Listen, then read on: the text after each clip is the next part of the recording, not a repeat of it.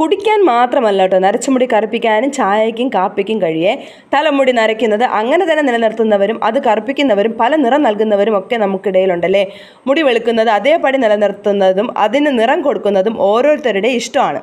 മുടി കളർ ചെയ്യുന്നവർക്കറിയാം അത് എത്രത്തോളം ബുദ്ധിമുട്ടുള്ള കാര്യമാണെന്ന്. അത് പ്രത്യേകിച്ച് പറയേണ്ട കാര്യമില്ല. ഇവിടെ ഞാൻ ഒരു ഗ്ലാസ് കഞ്ഞിവെള്ളം എടുത്തിട്ടുണ്ട്. നേർത്ത കഞ്ഞിവെള്ളമാണ് എടുത്തിട്ടുള്ളത്. അത് നല്ലവണ്ണം ഒന്ന് തിളയ്ക്കാൻ വേണ്ടിയിട്ട് വയ്ക്കുന്നുണ്ട്.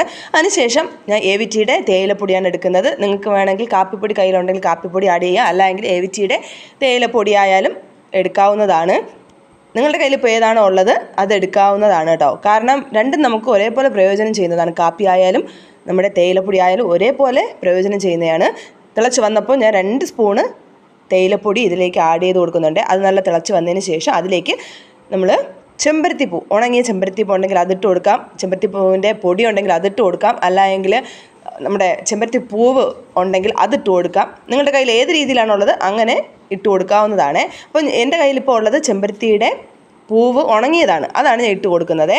അതിനുശേഷം തണുത്തിട്ട് നമ്മൾ തലയിലേക്ക് സ്പ്രേ ചെയ്ത് കൊടുക്കുകയാണ് ചെയ്യുന്നത്, കുളിക്കുന്നതിനൊരു 10 മിനിറ്റ് മുന്നേ.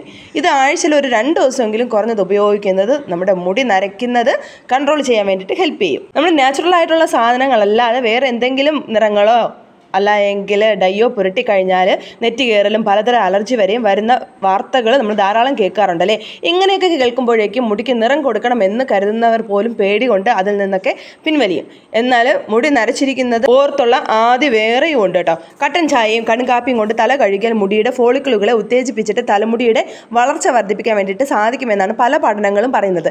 ഇതുകൂടാതെ മുടി കൊഴിച്ചിൽ കുറയ്ക്കാനും മുടിയുടെ തിളക്കം കൂട്ടാനും ഇവ സഹായിക്കും കേട്ടോ. ഇതൊക്കെ കൊണ്ട് തന്നെയാണ് തലമുടി ഷാമ്പു ചെയ്യുന്നതിനോടൊപ്പം കട്ടൻ ചായയും കടും കാപ്പിയും ചേർക്കുന്നത് ട്രെൻഡിങ് ആയി മാറുന്നത്.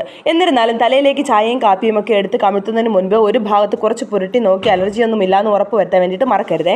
കട്ടൻ കാപ്പി ആയാലും തേയിലപ്പൊടി ആയാലും ഇവയുടെ കറ കൊണ്ടാണ് മുടിയിഴകൾക്ക് സ്വാഭാവികമായ നിറമാറ്റം വരുന്നത്. ബാക്കി ടിപ്സ് അറിയാൻ വേണ്ടിയിട്ട് ചാനൽ സബ്സ്ക്രൈബ് ചെയ്യാൻ വേണ്ടിയിട്ട് മറക്കരുത്.